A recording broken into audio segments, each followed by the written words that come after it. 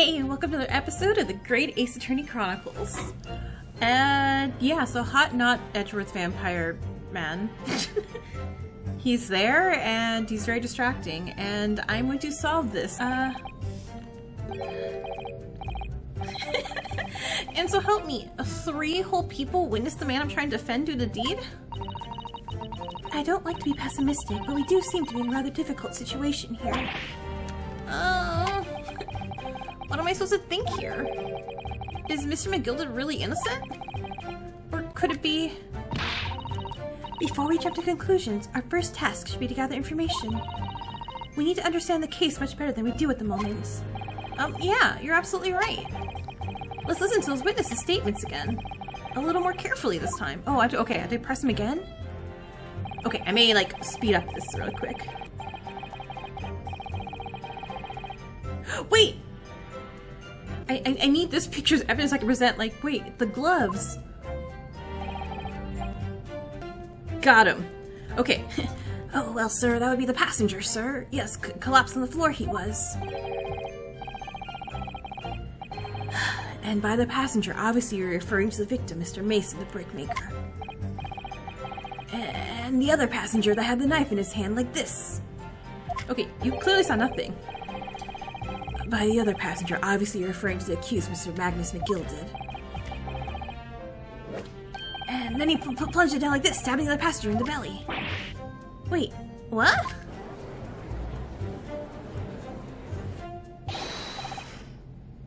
My lord, I wish to speak. Okay, hold on, but wait, no. That was all wrong, so I have to, like, go fix that. Yes, juror number 5, do I take it that you too? As the master of the London Guild of Coachmen, the idea of a murder being committed in one of the city's carriages is utterly abhorrent to me.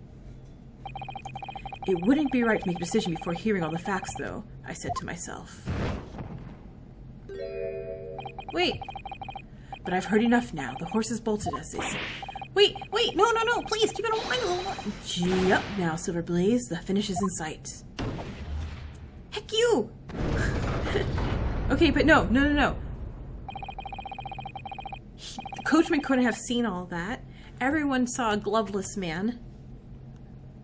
Everything's all wrong, and I need to prove it. Vipo is a long-standing member of the court. I trust what the man says. Oh, thank you, good sir. You're too kind, sir. This is too unkind, sir. Which now means that 5 jurors agreed to condemn this man. It's that old lady.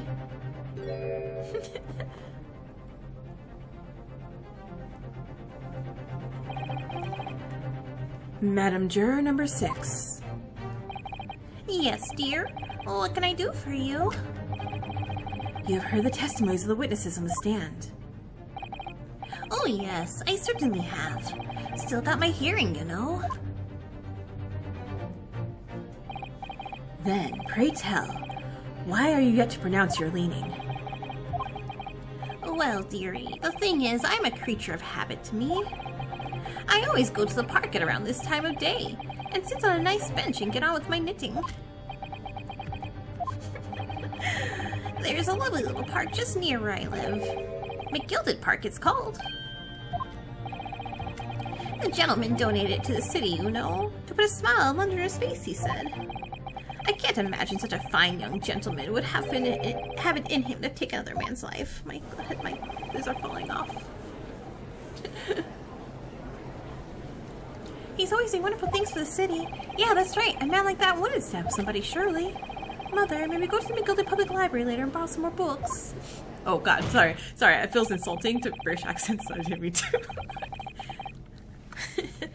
How many Londoners live at their heads in the clouds?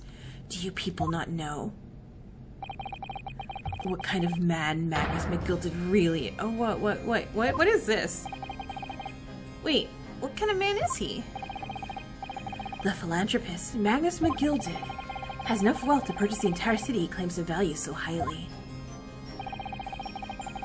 God, I want to do the thing every time he's like does that pose right there. But where did all that wealth come from? Oh, we're going to eat the rich moment, huh? Your client is a Shylock, sir, and one with the very darkest of souls. Wait, what? Stone the crows. McGilded lends money at extortionate rates of interest, so his victims have no hope of repaying him. He a loan shark. When they default, he takes possession of everything they own. He is a vulture that preys on the weak. I've never heard any mention of that before. Your faculties haven't deserted you, I'm sure, madam. So has this thought not crossed your mind? Would a man wealthy enough to buy London in its entirety not have a carriage of his own? What possible reason could this man have had to make use of public omnibus service? Oh, wait, you're not saying that. The victim, a poor brickmaker, had next to nothing to his name, save considerable financial liability. It will come as no surprise that his creditor was the accused Magnus McGilded. But let it also be known that the very day Mr. Mason was killed was the final repayment date for his debts. Good gracious! The brickmaker was destitute. He had lost his house. He had not a shilling with which to repay his debts. And in the end, this pitiful soul had the very last thing he owned taken from him, his life. Oh, you're so dramatic. Harry, say something bad again so I can just forget about you. By the merciless philanthropist pretender, Magnus McGilded. Wait, I don't believe it. If I might add something very briefly. Mrs. Otto? You claim that the victim had been lent money by Mr. McGilded. But where is the evidence to support your claim?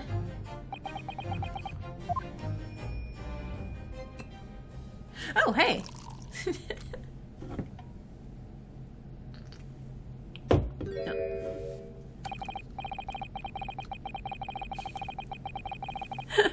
Pray, forgive the discourtesy of filling my hollow chalice in the court of law. Okay, I mean, pretentious words. Okay. That's one strike. Aha! There it is! Lord Van Ziek's hallowed chalice. How can this be considered acceptable? But I find myself in an unexpectedly good humor. I had heard ladies from the Far East could show great courage, but I didn't expect to experience it myself. As a judicial assistant to the defense, I am simply doing my job. What a pity that your display of courage is in vain. This is the debtor's ledger, which details all monies loaned by the accused. You will find the victim's name clearly recorded inside. Oh! Allow me to present the ledger as evidence. And pray forgive the discourtesy of raising my chalice in a toast to the enigmatic East at the same time. A marvelous toast, Counsel. I will gladly accept this as new evidence. Okay, we gotta go look at that. So it includes a victim who owed 20 guineas. Ah, yes, 20 guineas. The victim owed a considerable sum. Is that a okay, hold on, court record. We'd be looking at this? Okay, for folk can still secret sale on gentry. Oh dear, do you really think I had to look inside? Susato, really? Susato does not want to look at any evidence almost ever. Well, it's not as though we know any of London's gentry personally, is it? Apart from our great detective friend, perhaps. Ooh, actually, I wonder. I assure you we will not find Mr. Sholmes' name inside. Well, let's see what we can find. Sholmes. Do you owe money? Gosh, it's crammed full of gentlemen's names, isn't it? Well, I suppose they're probably not all gentlemen at all, are they? After all, not everyone in this country is well off. Ah, goodness. What is it? Look at this. Do you see the name here? Bruce Fairplay? Should that mean something to me? It does sound strangely familiar, actually. Bruce Fairplay. The witness testifying at the very moment. Oh, right. Thank you, Susato. That's why she's my assistant, because I need the help. Oh my god, you should be a lawyer. Oh yeah, of course, the banker. Why is his name here? Oh, he borrowed 20 guineas, did he? And look, their payment date is fast approaching. It's possible this is just a coincidence, of course, but this is very useful information. That is actually very useful information. Okay, yeah, so you're not a unbiased, you're not an unbiased juror. Okay, hold on. Anything else? We good? Okay, we good. Back to the story. And the accused made quite certain he had ample Well, it would seem I've had the wool pulled over my eyes. Regrettably, madam, that is a modus operandi of the accused. And it's such a pretty little park, too. What a scoundrel. Wait. Still, maybe it's all for the best. Wait a minute. Let's think about this a little more before... I don't stand for nonsense. Did I lose? No, this is a storyline, right? Because I still have the judge to decide too. That was it. That was the last juror's decision.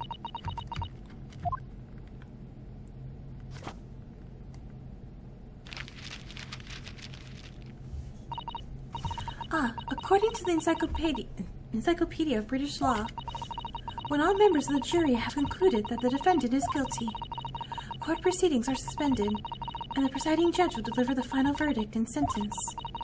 That's what it says here. The final verdict? It's over then. Oh. There's a footnote, though. A footnote? However, the defense... All 6 members of the jury are now in agreement in the case.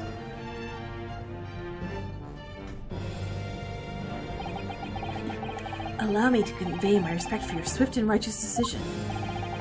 According to the laws of this country, I will now conclude the trial by delivering my final verdict. I trust there are no objections. There are many objections. I haven't got a chance to do anything. Mrs. Otto, just tell me one thing. Oh, yes? You're in the middle of saying something before. The footnote in your Encyclopedia of British Law. However, the defense... What did it say next? Oh, yes, of course. One moment. Why'd you shut the page? When all members of the jury have been concluded that the defendant is guilty, court proceedings are suspended and the presiding judge will deliver the final verdict and sentence. Then the footnote says, however, the defense has the right to demand a summation examination of the jurors at this point. Nice. Let's get rid of fair play. He ain't playing very fair. A summation examination? Objection!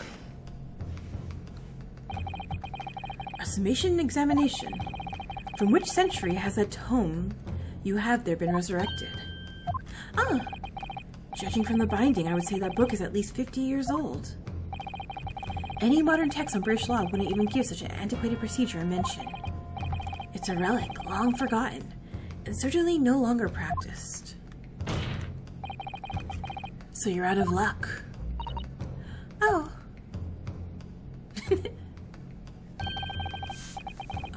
What even is it, Mrs. Otto? The so-called summation examination. Oh, one moment, and I'll read about it.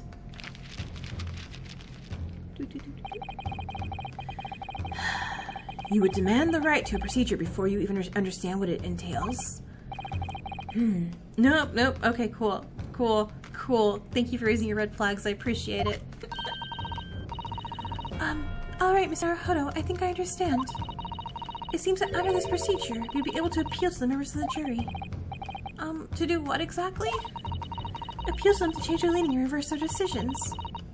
And it says here that, if successful, the proceedings of the trial must be resumed. Okay, make them reverse their decisions? Yes, in times gone by, barristers would use a summation examination to attempt to influence the jury's decision. But that procedure became something of a formality with no practical benefit, really. So it rather fell out of use. I wonder why.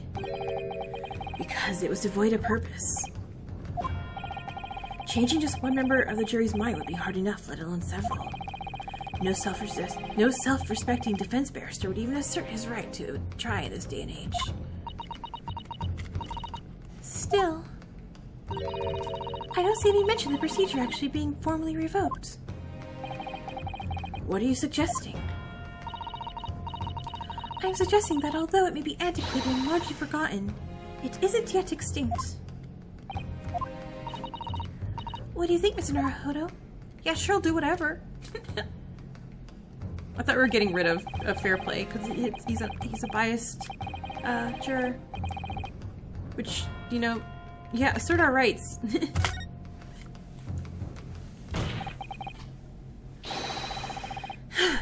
The defense wishes to assert its right to a summation examination, my lord. Objection! London is the capital city of the most powerful nation on earth. We have a duty to the world to exemplify the very high standards of judicial procedure. Summation examinations are an embarrassment that should remain buried. Objection! No. But if it's our right, it's our right. America. No, we're not even in America. I believe it could prove vital in this trial. The defense's petition is perfectly valid. The court will proceed with a summation examination. This is madness. Foreman, are you and the remainder of the jury ready? Well, I'm not, there was no mention of this in the letter I received, you see, so... All members of the jury will be asked to explain on what grounds they have reached the decision. On what grounds? You must all justify your decisions and explain why you believe the defendant to be guilty. Well, my lord, you're rather putting us on the spot. This is most irregular. No mention was made of this before. I don't really hold all this justifying lark. Okay, that seems to have thrown the jurors off. It seems none of them have experienced this before. Okay then, the summation examination. A defense procedure no practicing lawyers attempted for years, is it? Well, just maybe. It might be the opportunity we've been looking for to turn this trial around. So be it then, ladies and gentlemen of the court, the jury. The court hereby calls upon you to state the grounds on which you find the defendant, Magnus McGilty, guilty of this most serious crime. Gotta go prove all you're wrong. Judicial findings. Okay. There was no one else inside the carriage at the time, so it has to have been him. Okay, that's fine. I trust the driver. He's an excellent memory, it seems.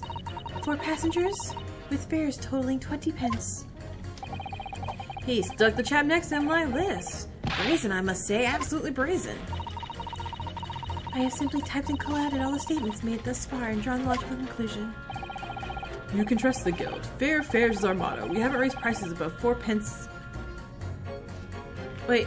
Okay, hold on. 4 pence. But there was 20. That'd be 5. We have 4. No, we have 3? No, 5. Darn it. That math added right. Heck. The scoundrel stabbing the poor man on the floor. He's not on the floor. It's beggar's belief.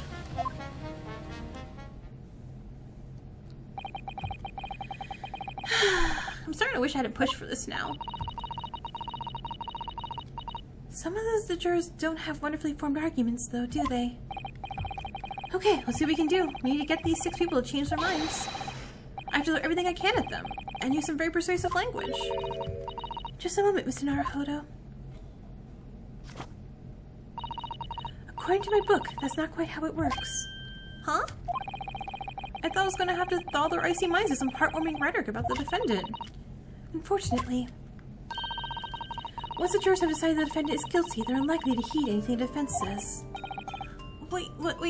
But then, they've reached their conclusions by their own reasoning, you see. Your pleas will sound like excuses. In fact, it could recoil on you. The more you try to persuade them, the more entrenched they may become. Then what am I supposed to do? Oh dear, I'm just citing what I've read about the British law, Mr. Naruhodo. Right, sorry. Do you have any idea how to make this work then? Well, from what I can understand, the key to this procedure is using the jurors' own words to make your arguments. Wait, what do you mean? Well, the 6 members of the jury are randomly selected members of the public. Oh wait, Fairplay wasn't a juror, he's a witness. They may appear to be present on a united front, but the truth is, they are complete strangers who just happen to find themselves in the courtroom together. And that's the way to break them down. You mean? Yes, exactly. We must listen very carefully to what each member of the jury says, and see if we can identify any contradictory statements. If we can, then we then contrast the statements and pit the corresponding jurors against each other. Okay. Okay, so I see. So it's contradictions in what two or more jurors say that we're looking for. In a way, then, this is similar to a regular cross-examination. Oh, yes, I suppose you're right. Okay, so we have 4 who said stabby on the side, and old lady says stabby down below. So, yeah. Okay. Find contradictions, pit them against each other, break them down, make them fight each other.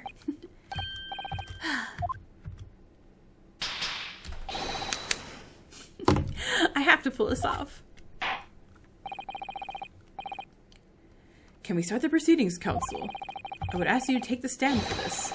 I'm expecting a clear and concise rebuttal. Yeah, sure, my lord. The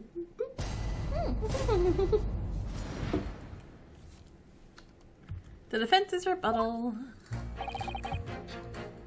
Okay. No one else in carriage. Strawberry's exit memory. Okay, hold on. 4 passengers, 20 pence. Wait, so 4. So, yeah, because obviously the driver doesn't pay. So, 4, 20 pence. Get to you in a second. 4, and it was 4 and 6. Oh, wait. Ah, goddamn it. And it was 4. It's 4 pence. Okay, hold on. Yeah, that's 16. So, pit. You. Against you. Objection! These two statements clearly contradict each other. They do? Explain yourself, counsel. Oh, me? Oh dear, what have I said? I swear on the Silver Blaze's maiden name, I haven't the first idea what you're talking about. Oh, I get a strut. Well, according to the group testing we've heard so far, there were 4 passengers in the omnibus of the night in question. And according to the coachman, Mr. Beepo, he took 20 pence in fares. Quite right. I have those precise details typed neatly here in front of me. And juror number 5 also told us the following. The fare for the omnibus is always 4 pence. That it is a fair and convenient single price, just the way London's carriages should be operated. But it doesn't add up at all. In fact, it leaves a glaring discrepancy in the facts. Why, man, why? 4 passengers paying 4 pence each. If you do the multiplication, it would be 16 pence. Exactly. As I said, it doesn't add up. The figures are different. By 4 pence, in fact. Or precisely 1 person's fare. Yeah. 1 person's fare? Yeah, in other words, the omnibus that night is distinctly possible. There was another passenger we've heard nothing about. Good gracious.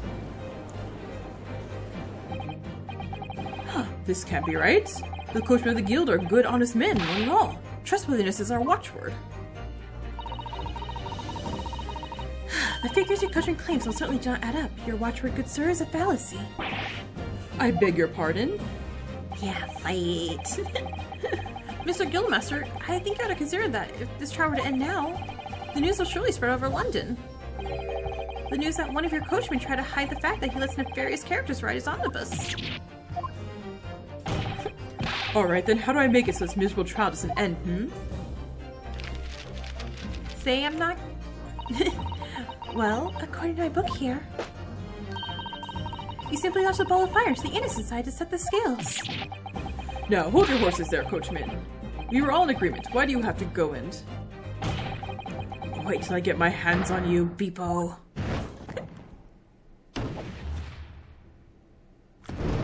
Yeah. This is all very irritating. Begging your pardon, sir. I'm going to do the same.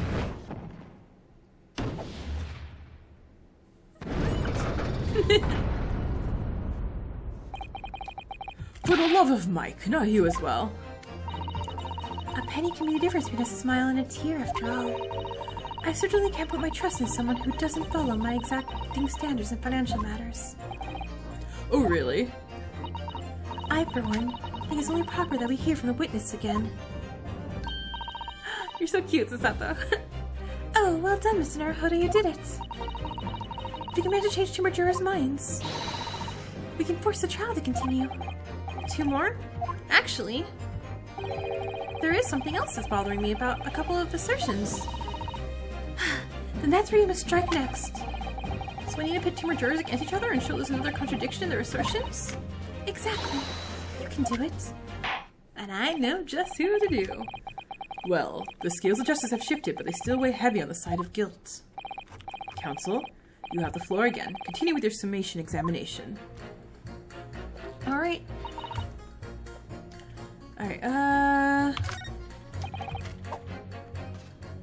Next to him like this, brazen. So pit that. And it was a man on the floor. And pit that. Objection! Yeah, you ain't fooling me, Mr. Jack the Ripper. What? Explain, counsel, post haste. Oh, dearie me, I was only knitting a jumper for my other half. What is all this claptrap? What does contradictory even mean, I ask you? Alright, well we heard from more than one witness that they all allegedly saw the actual moment when the defendant stabbed the victim. Now, out of curiosity, juror number 3. What? Can't you see I'm busy here? How would you say the defendant stabbed the victim? What sort of motion was it? Want to test me, do you? It was like this. Struck the fellow next to him without even getting up. Just like the prim banker said. Yes, that was Mr. Fairplay's testimony, quite true. Okay then, juror number 6. Oh, is that me, is it? Well, what can I do for you, young man? How would you say the defendant stabbed the victim, madam? Oh, well, dear. As far as I understand it, it was like this. He stabbed the poor man after he collapsed on the floor. The coachman said so. Okay, don't move. Take a look at these 2 jurors. He stuck the fellow next to him without even getting up. And he stabbed the poor man after he collapsed on the floor. Well, I never. They're stabbing in totally different directions. Huh? Bless my stitch. Bless my stitches. I really like that statement. What a muddle. What this tells us is that there's a strong possibility one of the witnesses isn't telling the truth. Oh. But why in the dickens do they lie? But what I do know is that the trial ends at this point. You may never find out. We may never know the real truth.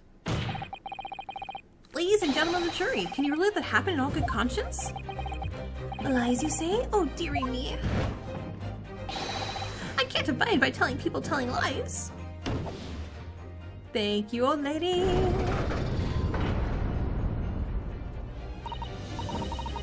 The scales! I don't believe it.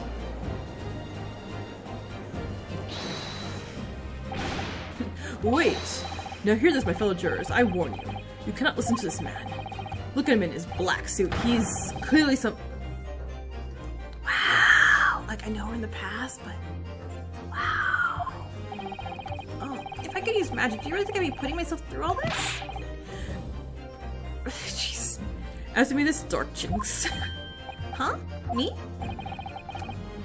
What exactly is the problem? What if 2 witnesses have slightly different recollections of the events? What of it? Let's say the Shylock did stab the victim as he sat next to the omnibus, and this young dandy saw him do it. And now let's say the victim collapsed on the floor, and the Shylock stabbed him again, and this old lady saw him do it. Well, let's say it didn't happen like that, Who are you calling a dandy, sir? Why, I should take this knife to you. What are you calling him old? Why, I should take this needle to you. They're ready to kill each other now. But could the foreman of the jury be right? Did the 2 witnesses see 2 different moments of the same crime? No, wait, hold on. Court record, 1 stab, right? Single stab. Out of the question.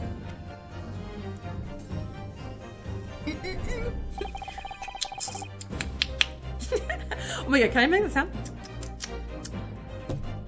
I can't do that. I'm gonna cut that all out. Unfortunately, Mr. Foreman. What is it? Stop saying me that. Come on out with it. What you're suggesting is impossible. It's out of the question. What are you talking about, man? How could you possibly say that? You do realize that I'm only doing my job. As foreman of the jury, I have a responsibility to steer everyone in the right direction. So where's your evidence, man? That's what I want to see. I say the two witnesses saw two different moments of the same crime. If you say it's out of the question, tell me proof. Done. It looks like OMG is going to mispresent him with something he can't dismiss. Like the coroner's report. Sure. What? I'll give you the proof. And... present. Take that! This is the victim's autopsy report. According to what's written here, Mr. Mason was stabbed in the abdomen. Only once. Eh? Only once? Like that! Only once! It's quite simple. The victim was stabbed precisely one time. Which means these witnesses can't possibly have seen it happen 2 different times.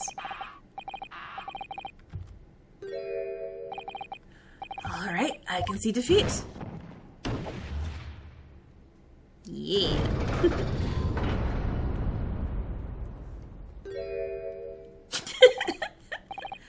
Wait, that means 4 jurors are now linked to not guilty. We've done it, Mr. Naruhodo. We won. Well, okay, chill on the winning. We still have to prove a murderer was someone else. What are you playing at, you dandy fool? Shut your trap, sir. No one deceives me. But we had a consensus. I said shut your trap. I know a liar when I see one. And if the chap ever dares to cross the threshold of my shop...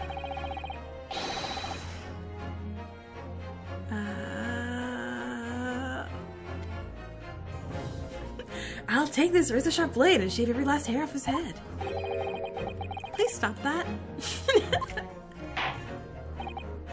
Well, in quite a remarkable turn of events, the defense's summation examination has flipped the balance of scales of justice. The jurors now stand at 2 for guilty and 4 for not guilty.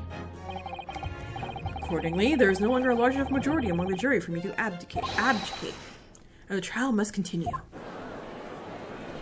Take that, vampire man. Oh my god, how tall are you? Jeez. I hereby ask the defense, prosecution, and witnesses to return to their places.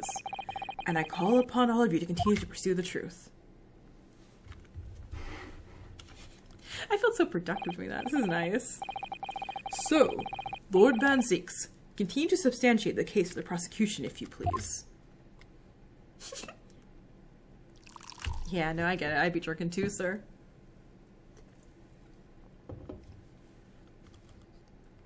Chug, chug.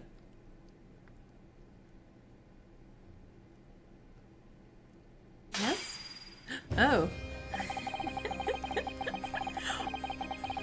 Piss vamped off. Okay. Having savored the rich aroma of the carmine contents of this hallowed chalice, it may seem crass to crush it to dust. Pray forgive the discourtesy. Lord Van Zeeks. Brr.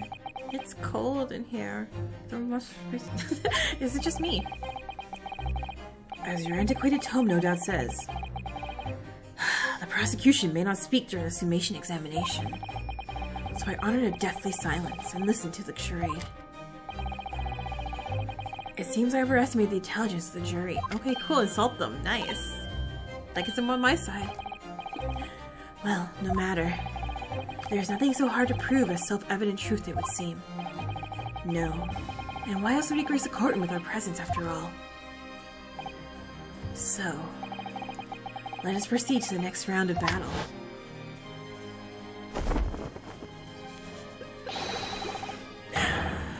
Bring forth the witnesses once more.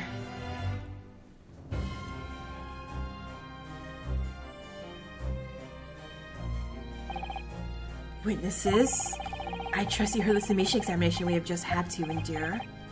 Oh, yes, sir. That I did, sir. Of course I heard it. Oh, yes, sir. I heard it. You, sir, on the end, the coachman. I believe it's Beppo. Beppo. Probably Beppo, not Beppo. Beppo. Yes, sir. My lord, sir. If it transpires that in your previous testimony, you were attempting to veil the presence of the fifth passenger on your omnibus, you'll be found guilty of perjury. You are advised to bear that in mind, sir. Dios mío. Wait, Beppo. Are you not British? I mean, you could still be British, just... Dios mío. Now then, witnesses, I hereby call you to testify before the court again. You will explain the various misgivings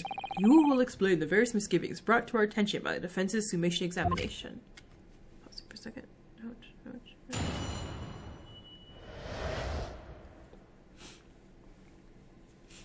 Okay. Various misgivings. I only carried 4 passengers that night, I swear, but Well, I, for one, was told I had to pay 5 pence for the bus. He failed us on the fare, he did, and then I saw that blood-curdling sight as well. It's not too much. Sorry. No, wait, stop talking. I just clicking. Okay. I tell you, I saw Mr. McGill stabbing that man. Everything I said before stands. Oh yes, he stabbed him. Yes, he did. I think so, yes. Counsel, make sense of this for me, please. The phantom fifth passenger conjured into existence by my Eastern friend never existed. The confusion has arisen from the coachman's sly little... Yeah, that word. Beppo, explain yourself. I'm terribly sorry, Guildmaster. The guild's fare is 4 pence across the board, you know that. Might understand that you've been overcharging our passengers by a penny a fare. It's so cold, and the last run of the day is always half empty. You have been dishonest, coachman. I'm sorry. You are a disgrace, Beppo, a disgrace. And your selfish actions have brought dishonor on the entire guild. If I may, sir, I had to pay 10 pence on the bus just last week. What? 4 passengers at 5 pence each is, yes, 20 pence. But I've done the arithmetic 10 times already, and I just can't make the result come out differently. Okay, you don't have to do that. No, that figures. Well, it would appear that one of the aforementioned misgivings has already been explained. So, counsel for the defense, your cross-examination, if you please. We've already had the pleasure of a protracted summation examination today. Stop saying this word. I see you intend to continue the parlor games. Yeah, absolutely. I'm gonna press this guy. Hold it! He seems weak. This blood-curdling sight. You mean the murder? Okay, no one's moving? Yes, sir. A loathsome sight. No one should have to witness the horror in the eyes of the man the moment his life is taken. Oh, well, not exactly, sir. I mean, I didn't actually see the exact moment the gent was stabbed. Oh, wait.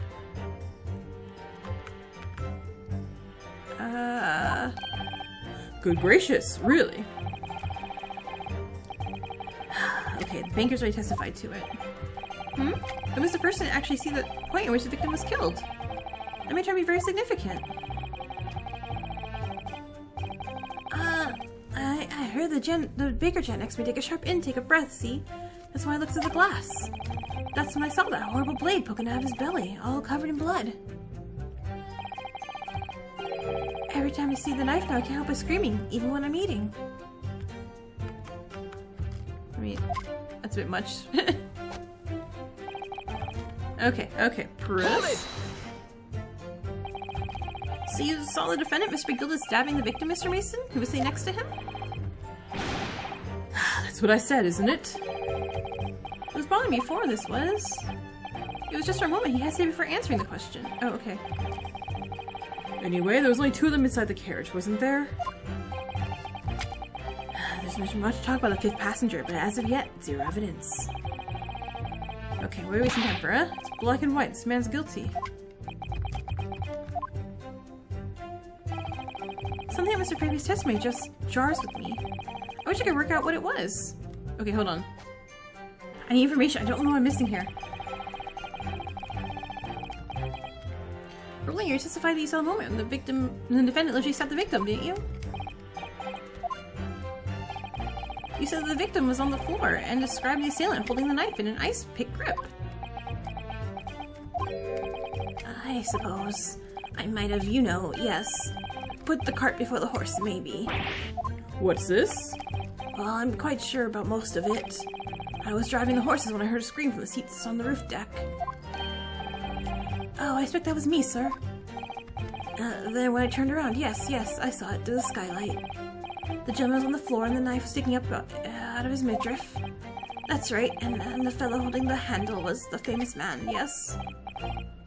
So in short, you didn't see the moment when the victim was actually stabbed at all? I really thought I did, but when I go over again in my head... No, I suppose I didn't actually see the precise moment of the stabbing, did I? Oh, yes? What do you need? Excuse me. What's up with that?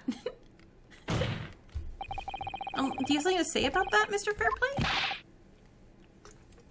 Now you listen to me. I know what you're thinking. He didn't really see the exact moment the fellow was stabbed. What are the chances of that? Eh? Are you asking me or telling me? He's getting flustered. I might be able to extract some information from him if I answer him cleverly.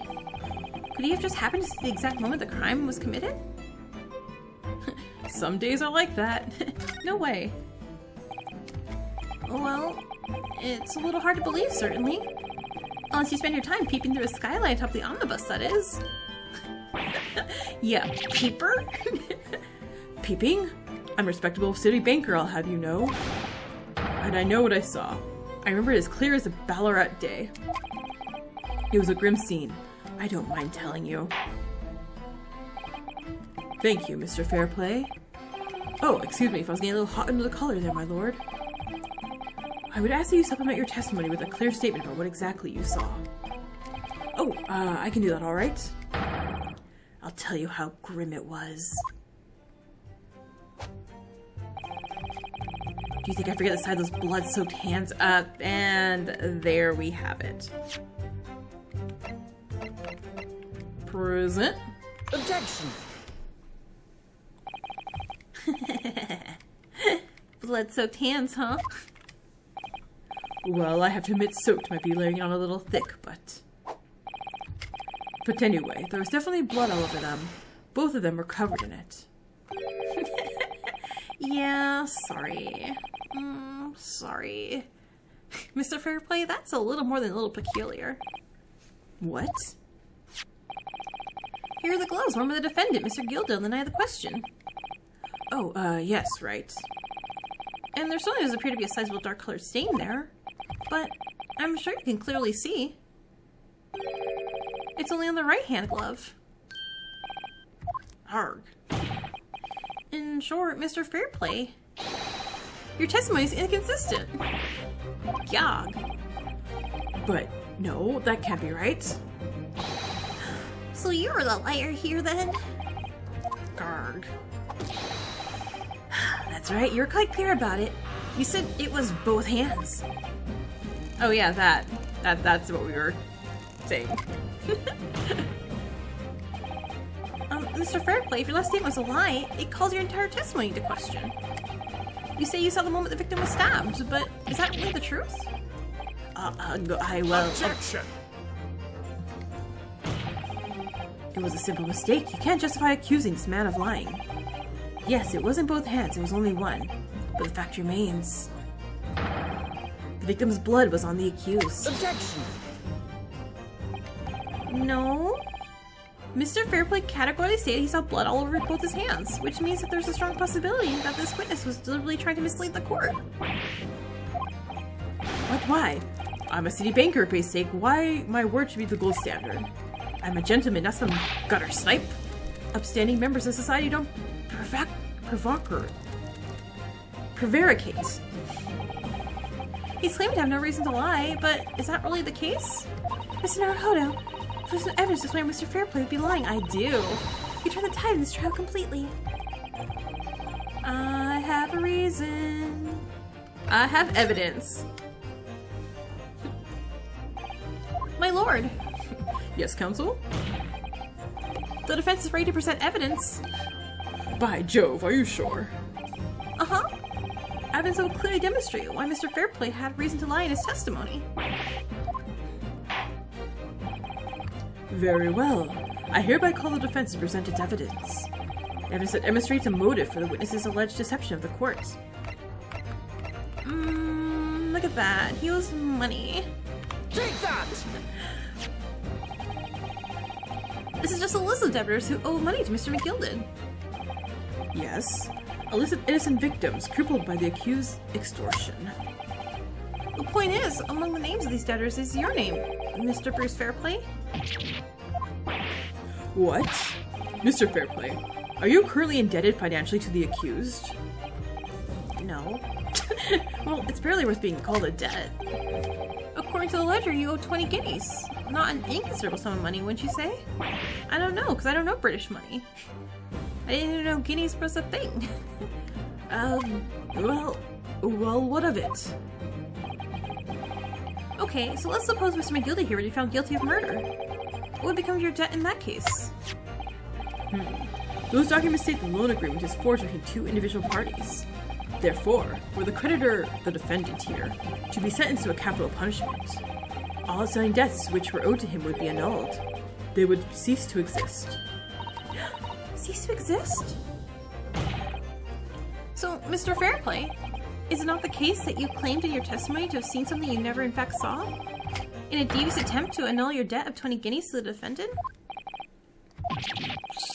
Got you there, bud.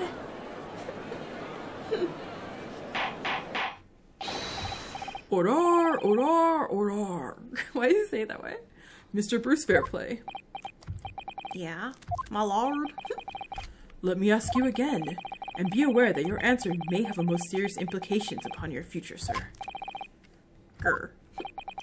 Did you or did you not see the precise moment of the time in which the defendant is alleged to have thrust a knife into the victim? He did. Your silence speaks volumes. You did not tell the truth in your testimony. Alright, let's not make a melodrama out of this. Perhaps I did overstate the truth a pinch? A pinch? But it makes no difference. I definitely remember seeing blood on Mr. McGilded's hands, both of them. Objection! And yet, only one of the defense gloves, which we have here as evidence, is stained. So you keep saying. I wonder if I might be allowed to speak, sir. Go ahead, Mr. First. Well, the thing is, I think I remember seeing it myself. As it happens. Seeing what? The blood, sir, on the assailant hands. I think, yeah. I'm almost sure that it was on both of his hands, not just one. Huh? What the heck? It would appear that we're going to need further testimony from all you witnesses. This time, I would like to know precisely what you did and what you did not see. To make myself perfectly clear. Yeah. Mr. Naruhodo, this is good news. The course of the trial seems to have slightly shifted at last. Uh-huh. I might finally have a chance to turn things around here. On the next episode. Alright, so if you're in the US, you guys have a happy Thanksgiving. I'll see you guys all next week. Laters.